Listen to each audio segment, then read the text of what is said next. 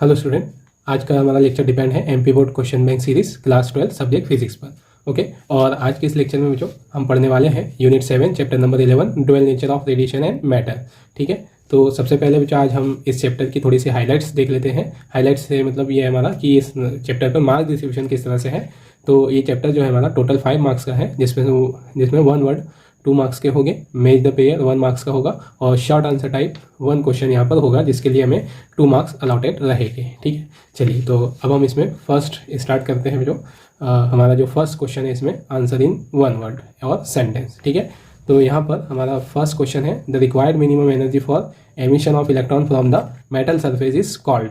ठीक है, तो किसी मेटल से भी जो इलेक्ट्रॉन एमिट करवाने के लिए हमें जितनी मिनिमम एनर्जी चाहिए होती है, उस मिनिमम एनर्जी का हमें सिर्फ नाम यहाँ पे बताना है। तो उस मिनिमम एनर्जी को जो हम 2 नाम से जानते हैं, एक तो वर्क फंक्शन, ठीक है, वर्क फंक्शन, और सेकेंड नाम है थ्रेशोल्ड एनर्जी। ओके, और इसे हम डिनोट करते हैं, इसे हम किससे भी लिखते हैं, फाई से इंडिकेट करते हैं। ओके, चलिए तो ये हमारा फर्स्ट क्वेश्चन हुआ। नेक्स्ट क्वेश्चन हम देखते हैं यहाँ पर express the value of 1 electron volt into 1 joule. तो 1 इलेक्ट्रॉन वोल्ट को 1 जूल में हमें जूल में बताना है। तो इलेक्ट्रॉन वोल्ट एक्चुअल में होता क्या है बच्चों, पहले से थोड़ा सा इसे शॉर्ट में समझ ले। तो इस तरह से बच्चों अगर हम 2 प्लेट्स लेते हैं जिस पर एक पर पॉजिटिव और एक पर नेगेटिव चार्ज हो, मतलब दोनों पर पोटेंशियल डिफरेंस हो, एक पर पॉजिटिव पोटेंशियल दूसरे पर नेगेटिव, या हाई और लो पोटेंशियल हो, तो इनके बीच में अगर हम पोटेंशियल डिफरेंस 1 वोल्ट रखते हैं इन प्लेट्स के बीच, और इन प्लेट्स के बीच में हम एक इलेक्ट्रॉन को रिलीज कर देते हैं, इलेक्ट्रॉन को छोड़ देते हैं, तो इन प्लेट्स के बीच का जो इलेक्ट्रिक फील्ड है वो इलेक्ट्रॉन पर फोर्स लगाएगा, जिसके कारण इलेक्ट्रॉन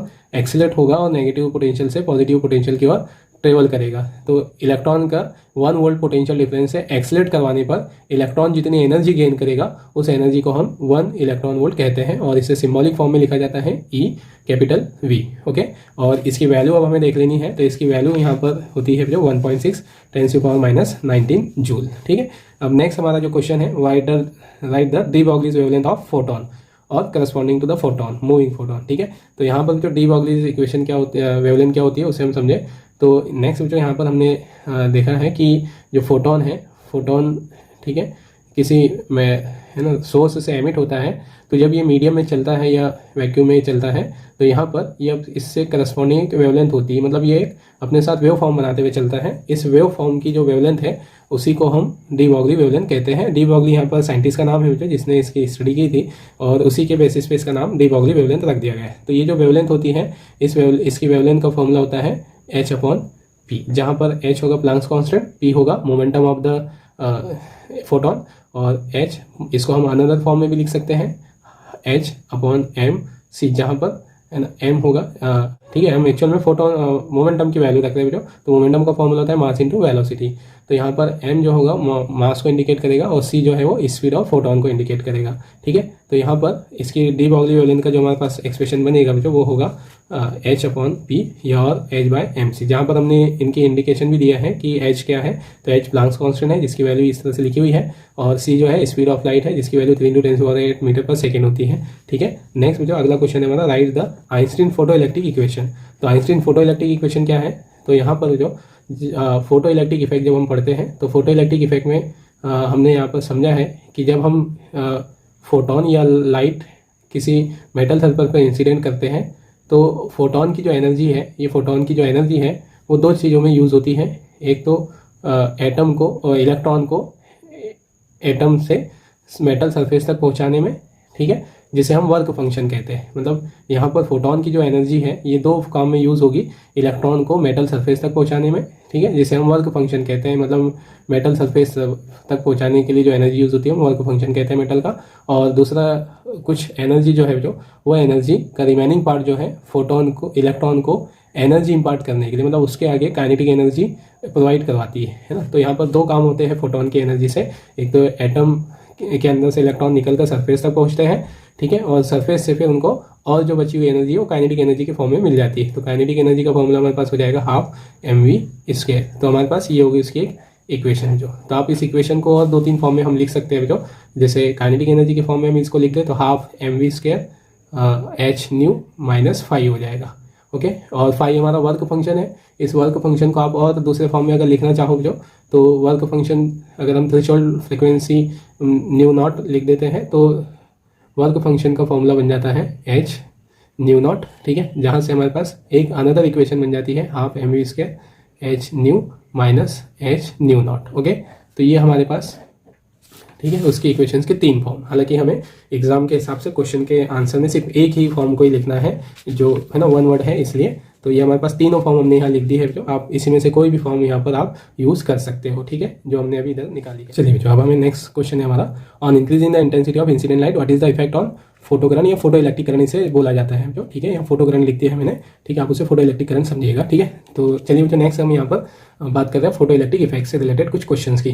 तो फोटो इलेक्ट्रिक इफेक्ट हमारा क्या होगा कि जैसे हम किसी मेटल सरफेस पर इलेक्ट्रोमैग्नेटिक रेडिएशन या लाइट इंसिडेंट करवाते हैं, तो लाइट इंसिडेंट करवाने पर यहाँ से कुछ इलेक्ट्रॉन्स एमिट होते हैं जिसे हम फोटो इलेक्ट्रिक इफेक्ट कहते हैं। अब इन इलेक्ट्रॉन्स को हम बोलते हैं फोटो इलेक्ट्रॉन्स, और यहाँ पर इन इलेक्ट्रॉन से जो करंट बनती है उसे बोलते हैं फोटोकरण या फोटो इलेक्ट्रिक करंट। तो हमसे क्वेश्चन इस फोटोकरण पर और इंसिडेंट रेडिएशन से रिलेटेड यहाँ कुछ क्वेश्चंस पूछे गए हैं। तो उसमें से फर्स्ट क्वेश्चन है कि increasing the intensity of incident light what is the effect on photo electric current या फोटो करंट। तो फोटो करंट पर या फोटो इलेक्ट्रिक करंट पर इंटेंसिटी का इफेक्ट क्या होता है, तो फोटो करंट इंटेंसिटी पर डायरेक्टली प्रोपोर्शनल होती है। फोटो करंट इज या photo electric current is directly proportional to the intensity of incident light. तो इसके बेसिस पे हमको आंसर देना है। तो अगर इंटेंसिटी इंक्रीज होती है ना, तो फोटो इलेक्ट्रिक करंट भी इंक्रीज होगी। तो हमारा आंसर ये हम लिखना है photo current is increases on increasing the intensity of incident light what is the photo current is increases. Actual में आंसर हमें ये लिखना है, ये तो हमारे ध्यान में रह जाए, आपके याद रह जाए, इसलिए मैंने ये लिखा है यहाँ पर। फिर नेक्स्ट जो क्वेश्चन है हमारा, अगला क्वेश्चन है on increasing the frequency of incident light what is the